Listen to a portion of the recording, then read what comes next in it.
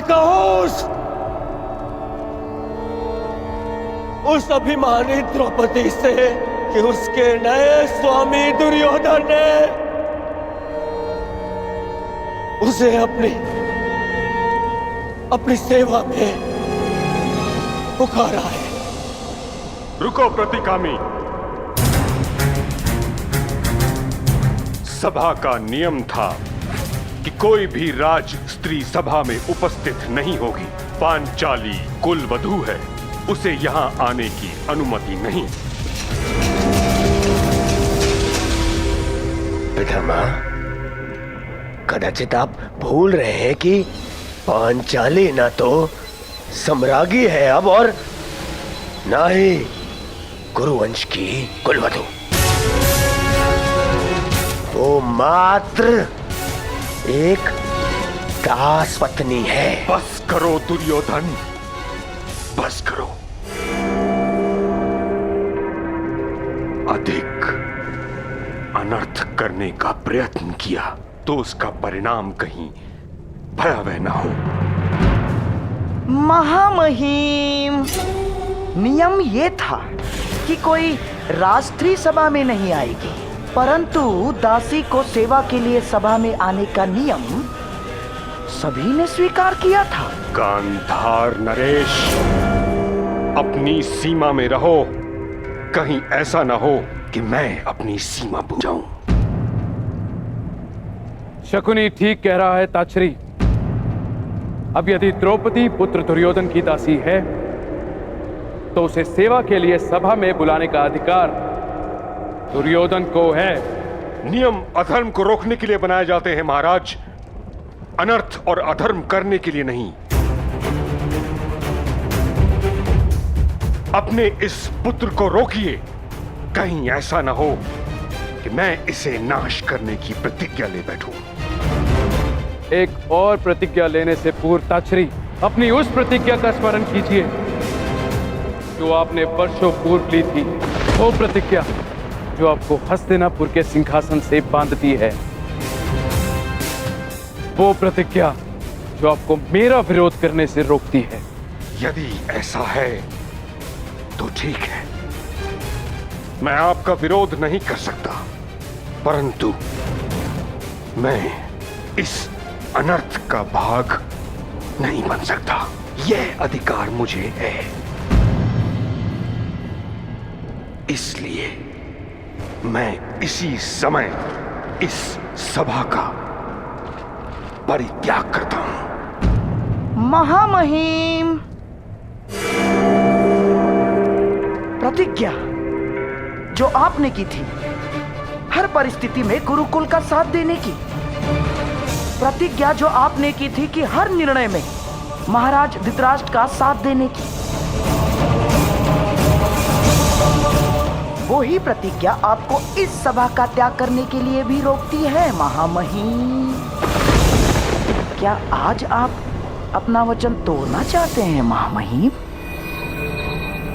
चाहे तो आप स्वयं अपने धर्म का वध कर सकते हैं, परंतु जब तक महाराज धृतराष्ट्र आपको आज्ञा नहीं देते तब तक आप इस सभा का त्याग नहीं कर सकते।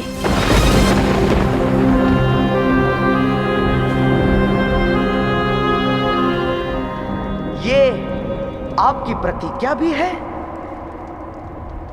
और बंधन भी।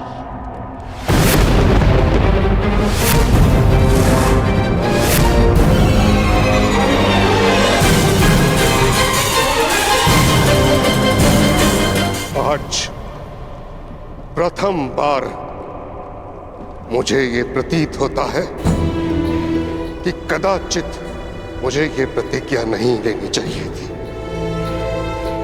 जिस इच्छा मृत्यु को मेरे पिता ने मुझे वरदान स्वरूप भेंट किया था, वह श्राप प्रतीत होती है।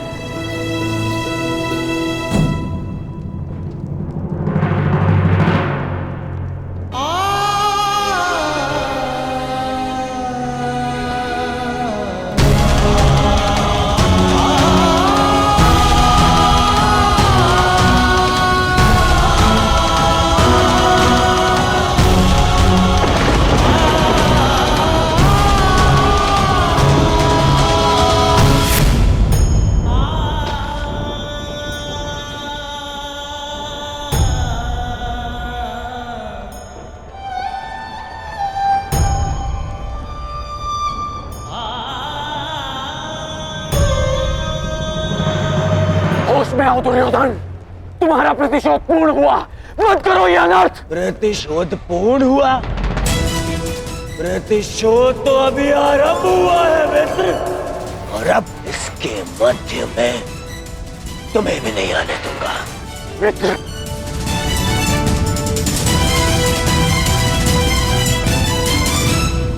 प्रतिकामी, जाओ और जाकर उस दासी द्रौपदी को सभा में प्रस्तुत होने का आदेश दो, आदेश दो, आदेश दो। क्या ये आदेश मेरे पति का है? जी नहीं, ये आपके स्वामी का आदेश है। सम्राट युधिष्ठिर आपको द्युत में हार चुके हैं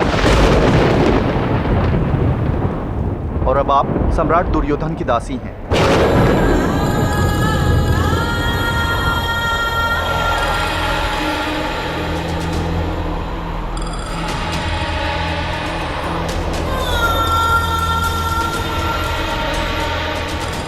पहले ये बताओ कि धर्मराज द्यूत में पहले स्वयं को हारे या मुझे? पहले वो स्वयं को हारे देवी।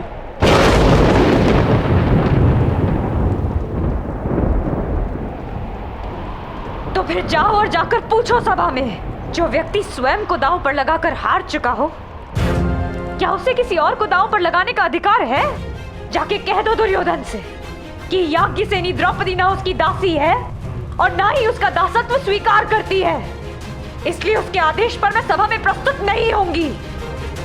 जाओ और जाकर कह दो दुर्योधन से कि द्रौपदी ने कभी अपने पति को उसे दांव पर लगाने का अधिकार ही नहीं दिया, तो फिर हारने का कैसा अधिकार है? और उससे कहना कि यदि उसकी भुजाओं में इतना बल है तो मुझे स्वयंवर में जीतता। पापी और छली की भांति द्यूत खेलने वाले को मैं अपने जीवन का अधिकार नहीं देती, अधिकार नहीं देती, अधिकार नहीं देती, अधिकार नहीं देती, अधिकार नहीं देती। अधिकार?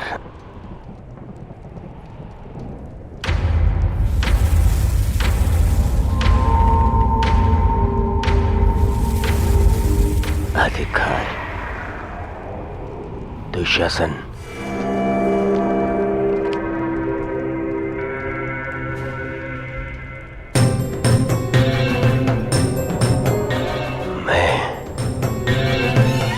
तुम्हारा भाई होने के नाते तुम्हें ये अधिकार देता हूं कि तुम मेरा अपमान करने वाली उस दासी को, उस अभिमानी द्रौपदी को अपने इन भुजाओं से उसके बाल पकड़कर बलपूर्वक खींचकर इस सभा में लेकर आओ।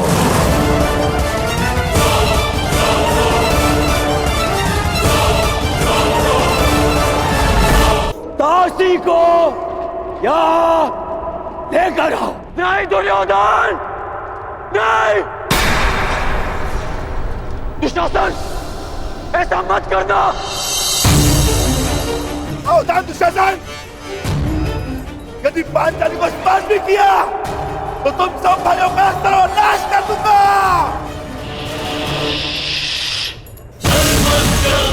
कौन रहो बैल भीम, मत भूलो के तुम सब दास हो और दासों का धर्म उसके स्वामी के विरुद्ध बोलने की या शस्त्र उठाने की अनुमति नहीं देता, नहीं देता, नहीं देता। भूल जाऊंगा सब धर्म, भूल जाऊंगा और विनाश कर दूंगा तुम सबका, विनाश कर दूंगा।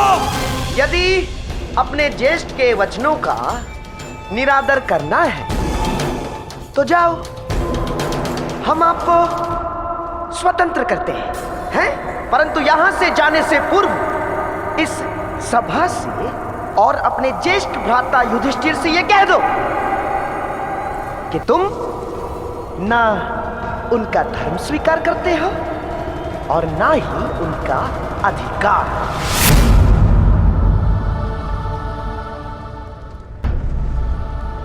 दुशासन, मौन एक भांति स्वीकृति होती है। पांडवों ने द्रौपदी को इस सभा में लाने की अनुमति दे दी है।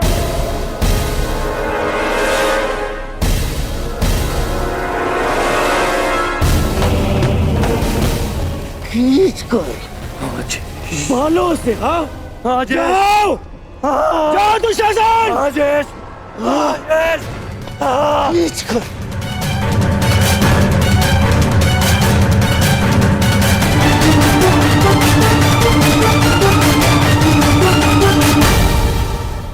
महारानी, आप यहाँ से निकलिए और अपने सम्मान की रक्षा कीजिए। कुमार दुशासन को आपको बलपूर्वक लाने का आदेश दे दिया गया है। और वहाँ चल हट यहाँ से।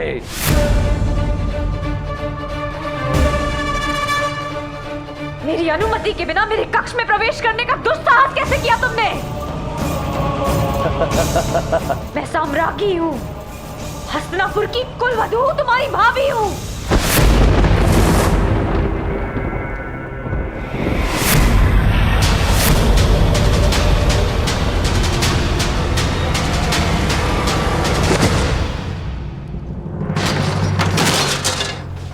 दुष्ट! इतना बड़ा अपमान! भूल मत कि मैं याज्ञसेनी द्रौपदी हूँ। अपने सम्मान की रक्षा करना मुझे भली भांति आता है। न तुझ में इतना साहस है और न उस नीच दुर्योधन में कि मुझे दासी बनाकर अपने समक्ष प्रस्तुत कर सके। अग्नि की शिखा को बांधा नहीं जा सकता दुशासन। और यदि साहस है तो कुरुवंश की कुलवधू को महारानी की उपस्थिति में ले जाने का प्रयत्न करो।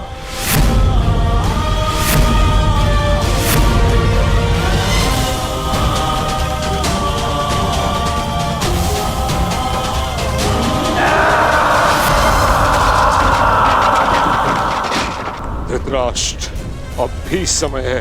पुत्र मोह में इतने भी अंधे मत हो जाओ। इस अनर्थ को रोक लो।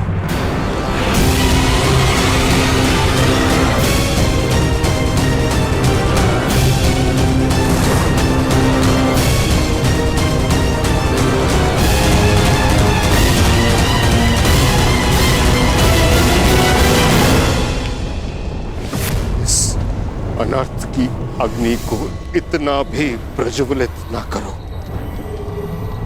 कि समूह कुरुवंश इसमें स्वाहा हो जाए।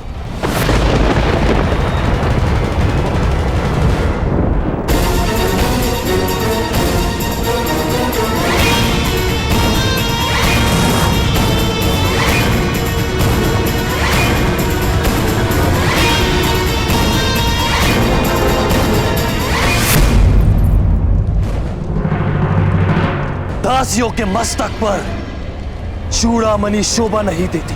हट!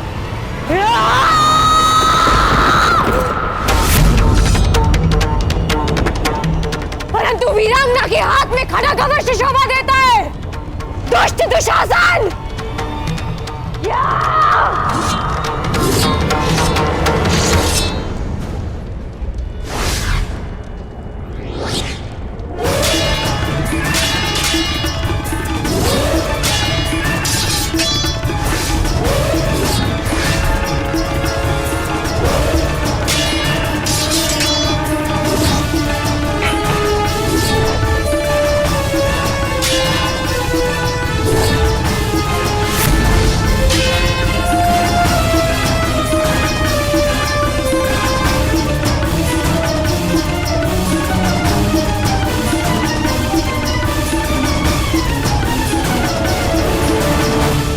अग्नि के ताप को कुछ की भीति नहीं रोक सकती।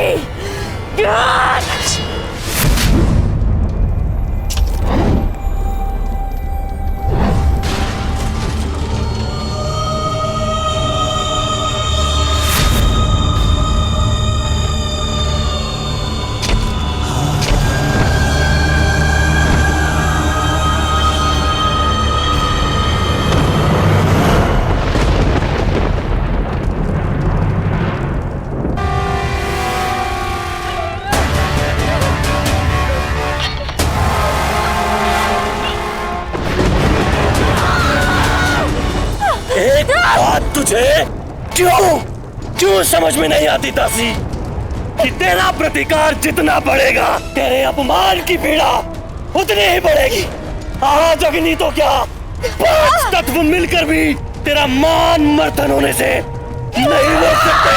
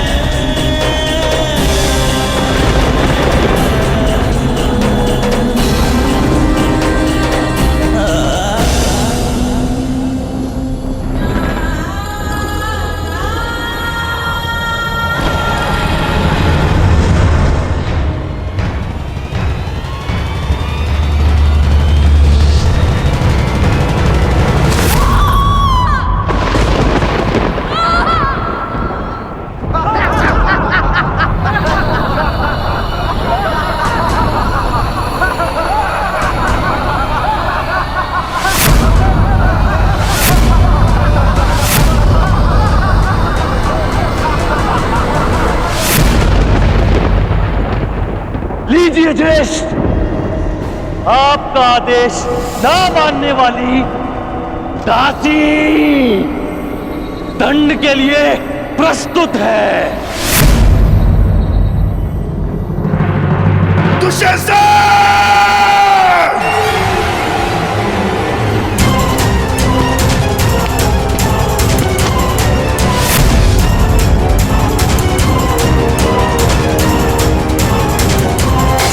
दुशासन! मैं पांडुपुत्र भीम ये प्रतिज्ञा लेता हूं कि जिन हाथों से तुमने द्रौपदी को स्पर्श किया है, मैं उन्हीं हाथों को धड़ से उखाड़कर फेंक दूंगा।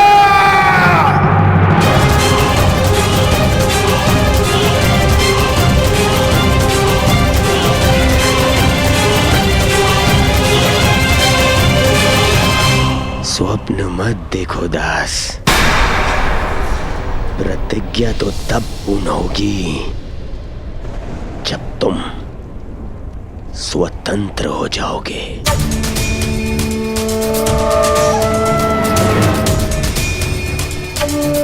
अनुज दुशासन,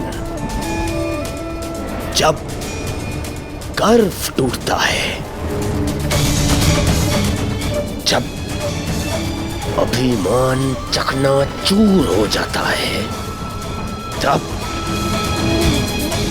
सबसे पहले मुख काला हो जाता है। अग्नि सूता होने का गर्व टूटा है इस याज्ञ सैनी का।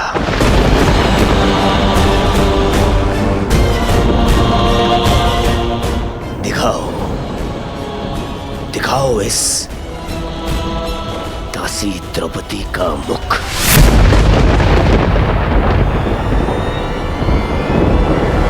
मैं दासी नहीं हूं, मूर्ख दुर्योधन।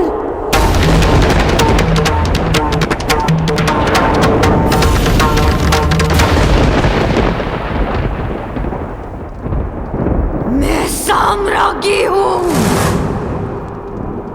तुम्हारी चौसर पर पड़ा कोई मेरू नहीं जिसे जब जी चाहे उठाकर फेंक दोगे।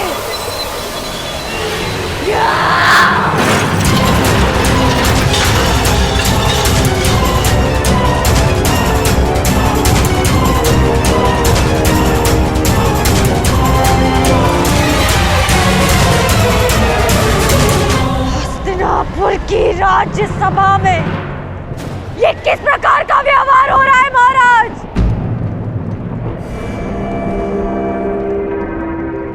मैं कुरुवंश की कुलवधू हूं,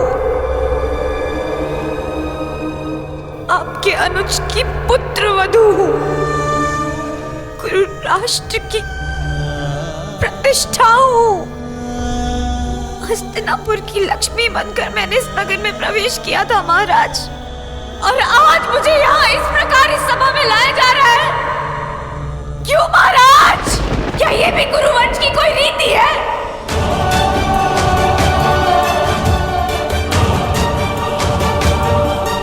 पितामह, आप तो हस्तिनापुर की प्रतिष्ठा के रक्षक हैं, तो आज हस्तिनापुर के सम्मान का अंत होता हुआ आप कैसे देख सकते हैं?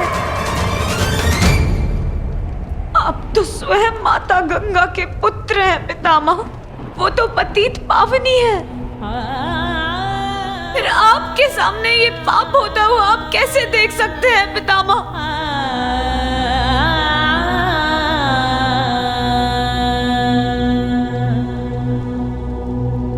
गुरुद्रोण, क्यों हो रहा है मेरे साथ ऐसा व्यवहार? क्या अस्त्र शस्त्र का ज्ञान देते समय लज्जा की शिक्षा देना भूल गए थे आप अपने शिष्यों को? क्या युद्ध भूमि में अपने प्राणों को दांव पर लगाने के साथ साथ एक स्त्री के मान को भी दांव पर लगाना सिखाया आपने?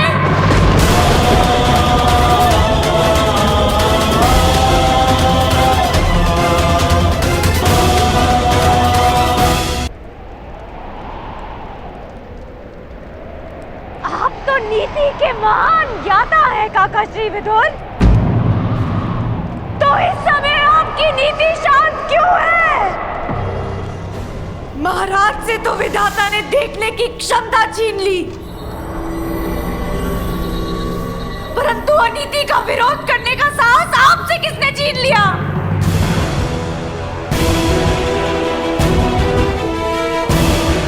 अपनी मन की आंखों से देखिए महाराज, आपके पुत्र किस प्रकार मर्यादा भंग कर रहे हैं। आप मौन कैसे बैठ सकते हैं? एक दासी को सदा अपने स्वामी के आदेश का पालन करना चाहिए पांचाली। और तुम इस समय पुत्र दुर्योधन की दासी हो।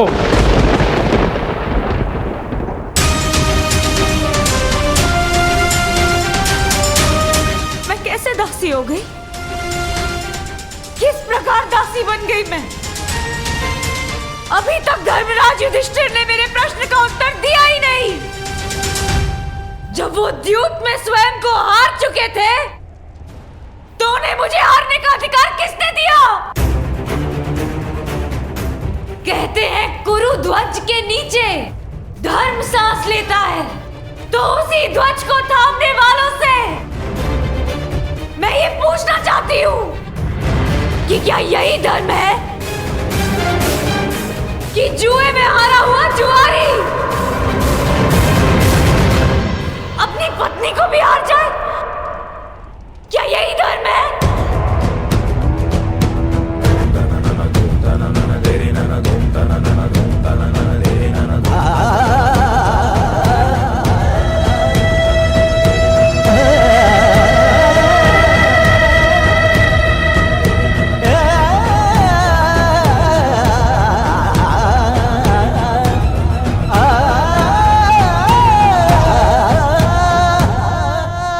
आर्यव्रत के महान शूरवीर पांडव,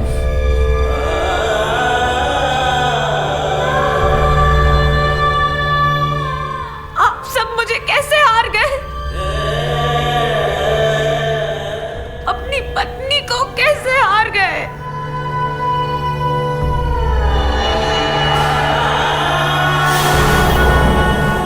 किसकी आज्ञा से, किसकी अनुमति से, किस अधिकार से?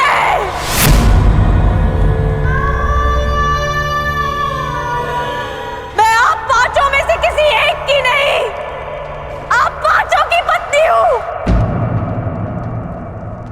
इसीलिए आप सभी के अर्धांग पर मेरा अधिकार है, और ये अधिकार किसी भाई के अधिकार से कहीं अधिक है। माना कि आप पांचों भाई हैं, परंतु एक पत्नी का अधिकार परिवार में सबसे अधिक होता है।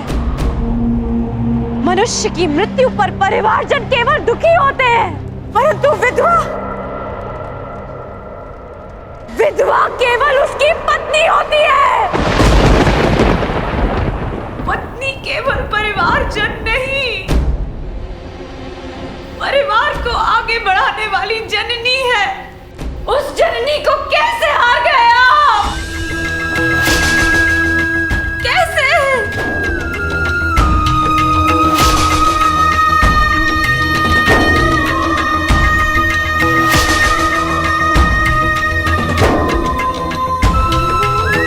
क्या धर्मराज युधिष्ठिर ने आप चारों अनुजों से मुझे दांव पर लगाने की अनुमति ली थी? क्या आप चारों कनिष्ठों ने अनुमति दी थी?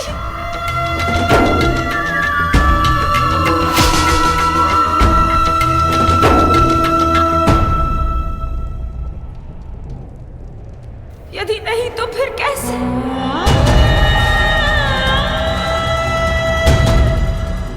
तो फिर कैसे मुझे दांव पर लगाया गया?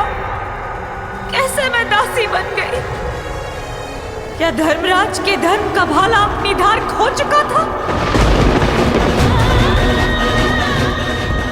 क्या महाबली वृकोदर भीम की गदा इतनी भारी हो गई थी कि उनसे उठी नहीं? क्या महाधनुर्धार अर्जुन अपना गांडीव चलाना भूल गए थे? क्या नकुल और सहदेव खड़ग उठाने में समर्थ नहीं थे?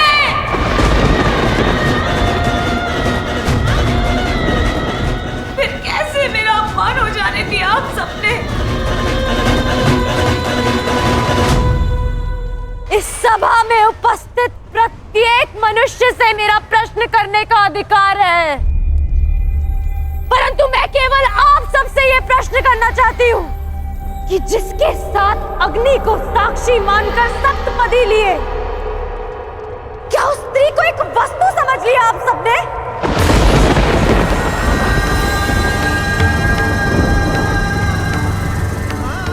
क्या स्त्री एक वस्तु है कि जब जी चाहा दांव पर लगाया और जीत लिया? क्या स्त्री का मान एक खिलौना है कि जब मन चाहा सजा कर रख दिया और जब मन चाहा पांव तले कुचल दिया? क्या स्त्री का घर पुरुषों की इच्छा पर चलने वाला दास है?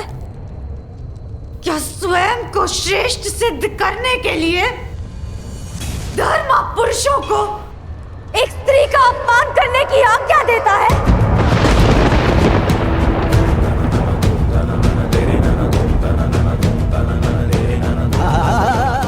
या धर्म स्वयं ही एक स्त्री के अपमान का कारण है?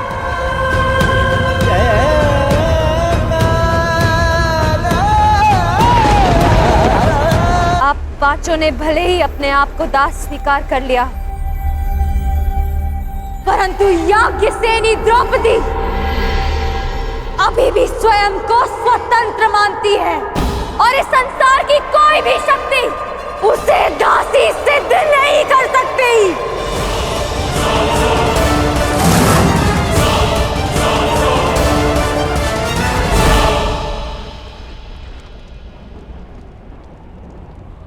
शांत शांत हो जाओ द्रौपदी।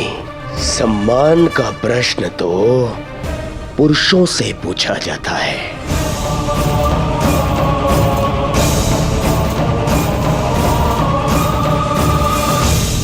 ये पांचों के पांचों नपुंसक है, नपुंसक।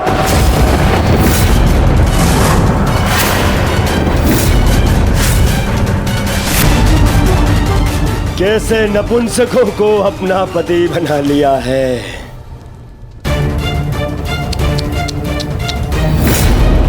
मुझे बहुत बुरा लग रहा है। एक काम करता हूं, मैं तुम्हें भी एक अवसर देता हूं। एक अवसर अपना सम्मान बचाने का।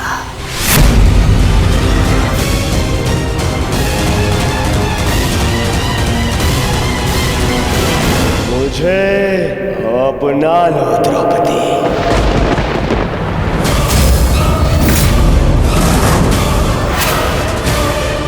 मुझसे संबंध बनाओ तो मैं वचन देता हूं, मैं तुम्हारी सुरक्षा करूंगा। मुझसे संबंध बना लिया तो ना तो कोई तुम्हारे ऊपर आंख उठाकर देखेगा और ना ही मुख उठाकर कोई दासी कहेगा।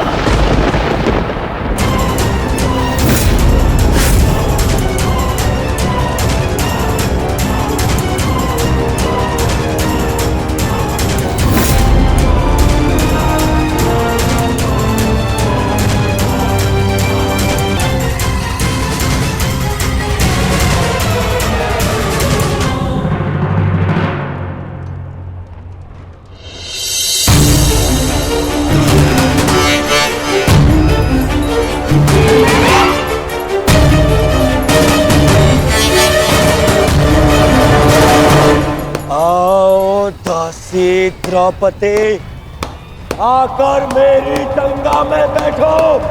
आओ!